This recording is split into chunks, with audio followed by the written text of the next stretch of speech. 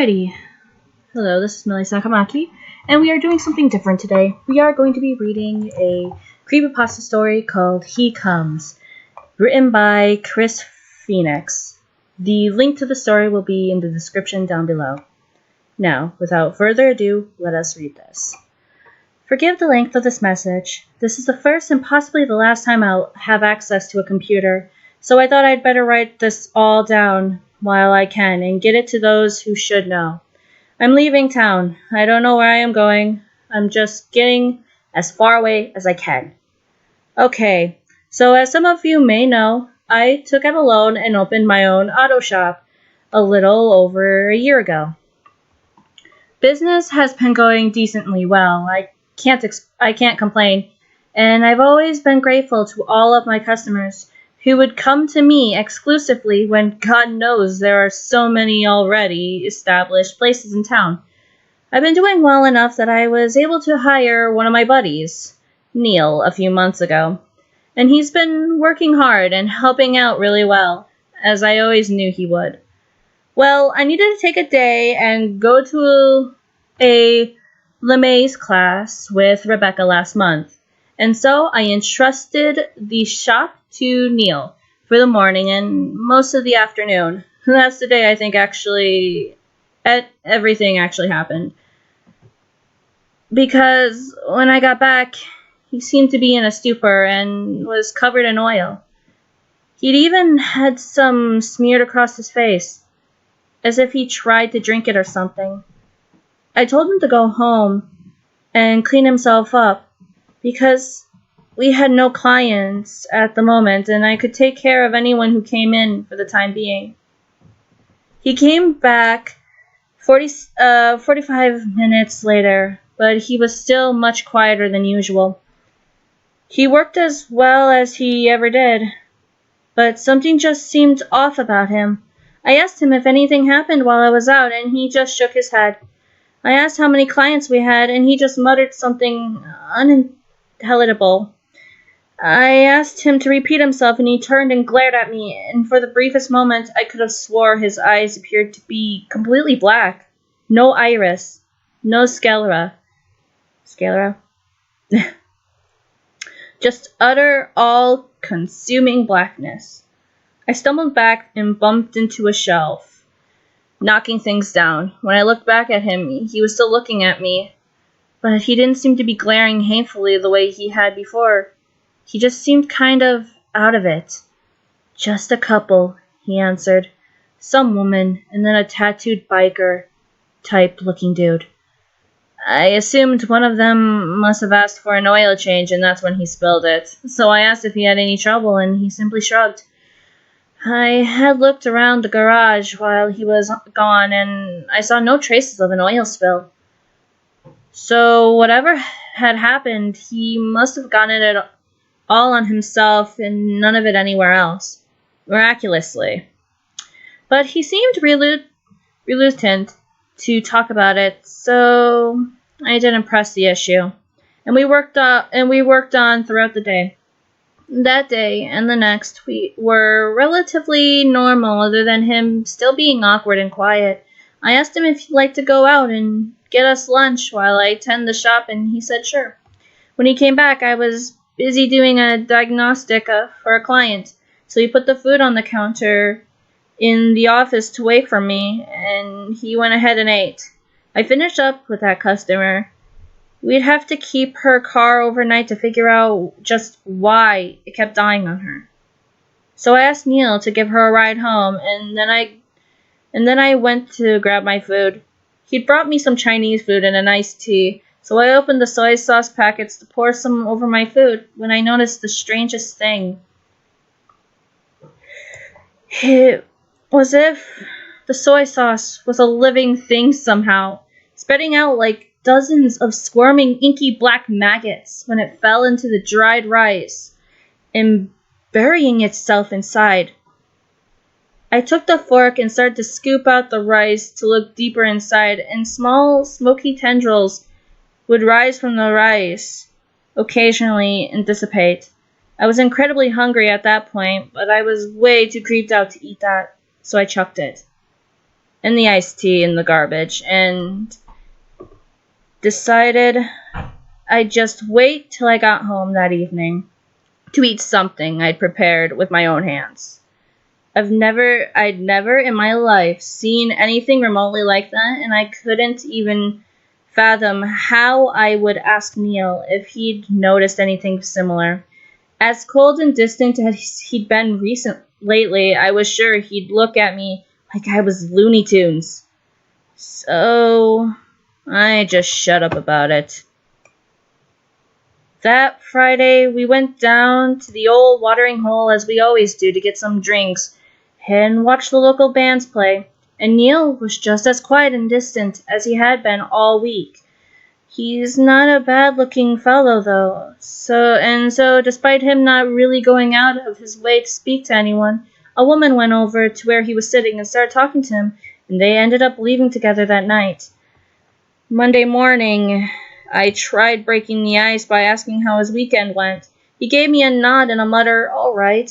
I asked him if he got lucky with that young woman I saw him with, and he gave me the smallest grin, which was quite possibly the first grin I'd seen on his face in a week, and said it went well. I didn't pressure him for details. I knew he'd share if he chose to, and his small grin was enough to assure my worries and lend me some hope that he might get back to his old self again soon. The day was relatively busy until about 3 p.m., so I finally had a spare moment to sit in the office and listen to the radio while I waited on the next client. So there I was, leaning back in my chair with my feet propped up on my desk, when I swiveled around and looked at my bulletin board that sits behind my head with all manner of clippings stuck to it. I had a few Sunday comic strips, such as Garfield and Calvin and Hobbies, that I'd read maybe 100 times since I opened store there. But that day, something different. The first panel seemed normal, but in each subsequent panel, inky black tendrils crept out from the edges of the frame, and from behind the characters, blood dripped from the ears and eyes, and sometimes even their noses. And in each of the strips, one of the characters would say, "He comes." I sat, staring in astonishment for a moment, before I realized the tendrils were moving ever so slowly, and then each of the characters' heads turned ever so slowly towards me, and I threw myself back away from the bulletin board, sliding over my desk and onto the floor. I ran out into the garage and yelled for Neil. I could not be the only one to see this. To my surprise, he had gone, and so I hesitantly walked back to the office and peered inside. The comics were still corrupted, but they no longer appeared to be moving. I crept over to it and reached out to pluck one of the comics free when I noticed the inky black tendrils starting to seep across the page towards where my fingers were at least 3 times as fast as they'd moved before, and I jerked my hand away. Nothing good could possibly come from letting that blot of ink touch my skin. Of course, I ripped the entire bulletin board down, burned it in a tin trash can out back, and never spoke of it again. That night I went home and my wife was already in bed, fast asleep. My mind was racing, and I couldn't even bring myself to eat dinner that night. With no one to vent my worries to, I fell into a restless sleep and kept awaking to nightmare after nightmare, seemingly every hour of the night, until I just gave up on sleep entirely. That Friday, I went to the bar again, even though my wife couldn't drink, being pregnant and all, and Neil wasn't really any fun to hang with anymore, and none of my other friends could seem to be reached. I just needed to get a good buzz, and I'd start feeling better, I reckoned.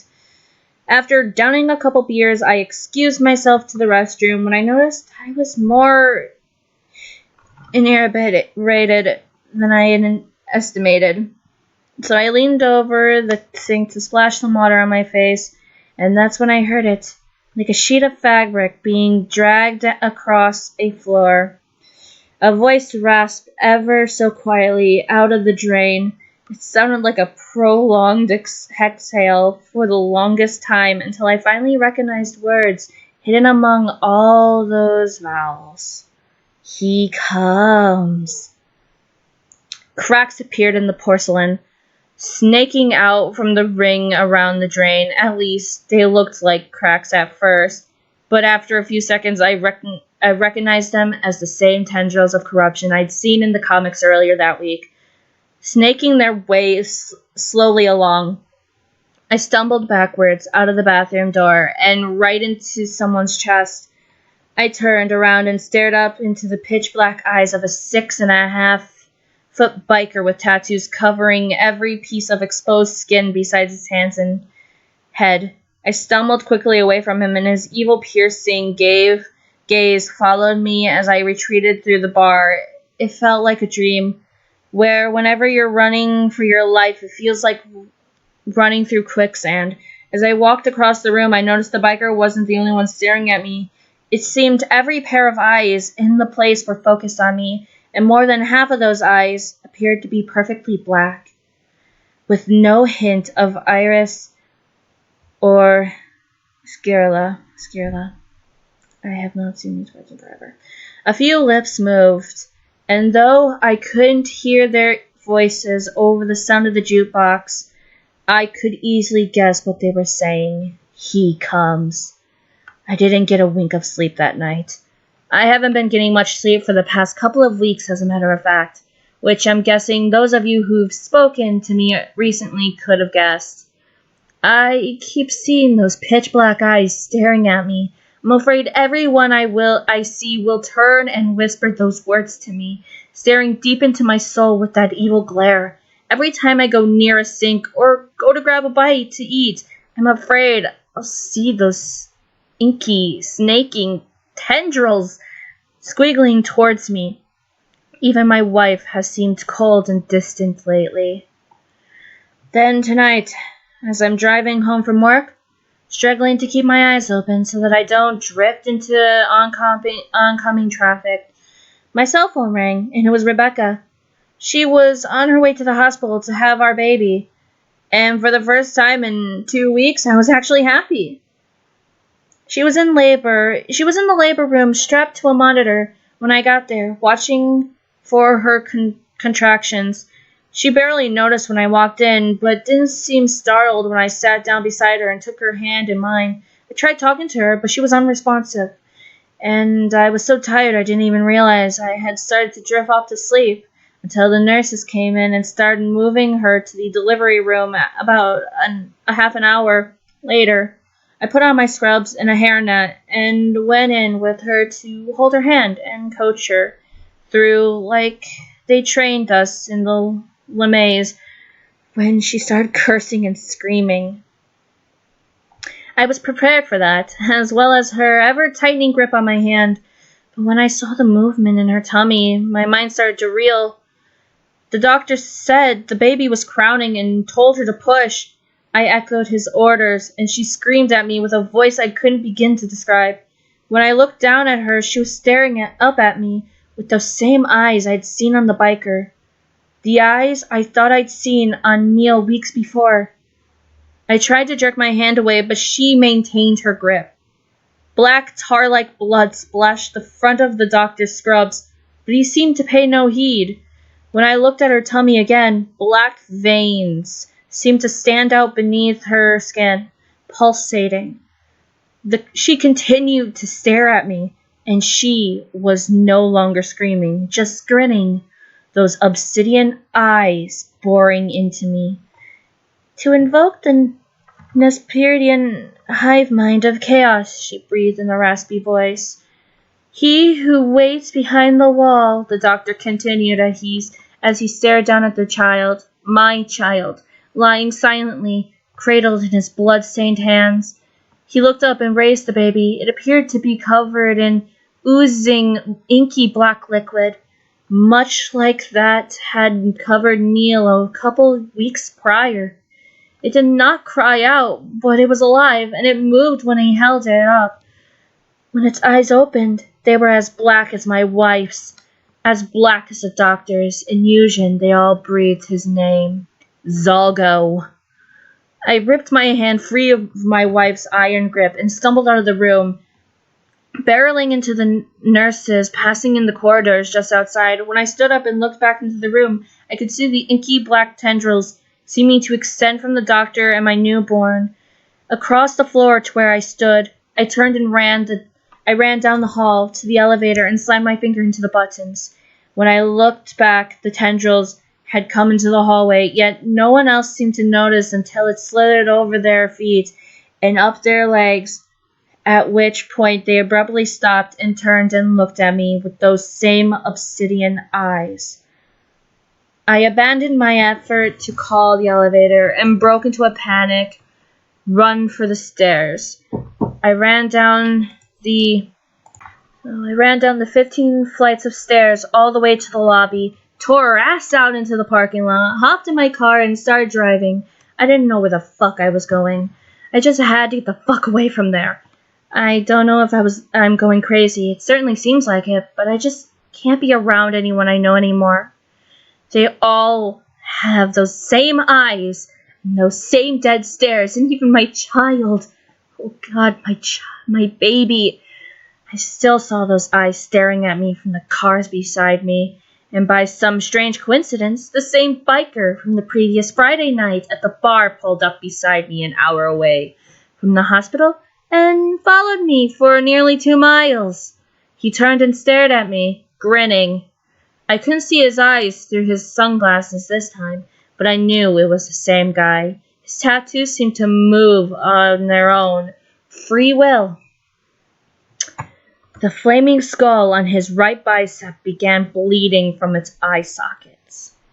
As soon as I could, I slammed on my brakes, allowing him to fly past me as I swerved to my left and did a U-turn. I think I lost him. That was about an hour ago. I'm at a motel 3 hours out of town. The first place I found that has Wi-Fi, and I'm tired, and I'm shaking, and my hand itches where my wife's nails scratched me open. I honestly don't know what to do, or who I can turn to. The story will sound insane, and I'll probably be institutionalized, and I'm not sure that wouldn't be the best thing for me. But I just can't bear to look into those eyes anymore. Every time I see someone new and they stare at me, I start to panic because I just know it's out there looking for me, whatever it is. And even when I lay down and start to drift off to sleep, I hear those words. He comes. Thank you so much for listening, and I'm so sorry if I said any words wrong. I have not seen these words in forever because I don't read as often as I used to, or hear the translations in my head as I used to. I'm sorry if I had to stop a little bit and then have to reread. I was making sure I saw what I thought I saw. But thank you so much for listening, and I'm sorry this isn't the original or normal video I would normally do, but it's something I have to do, and until I get a better computer to play actual games and record them. For now, I will be reading creepypastas to you guys, and if you guys have any comments or suggestions, put them in the comments below. Sorry, I got off of work not that long ago, and I'm still trying to relax. But thank you so much for listening, and I hope you guys really enjoyed. Goodbye.